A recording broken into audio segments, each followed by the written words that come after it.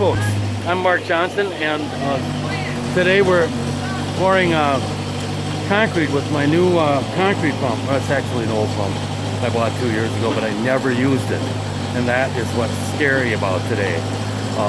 That and the formwork that we're relying on here to keep an 8-inch wall together.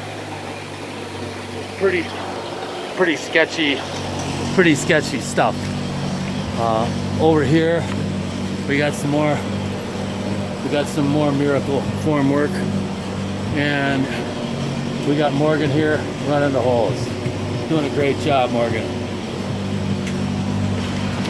So on this circuit's not good, it just keeps tripping.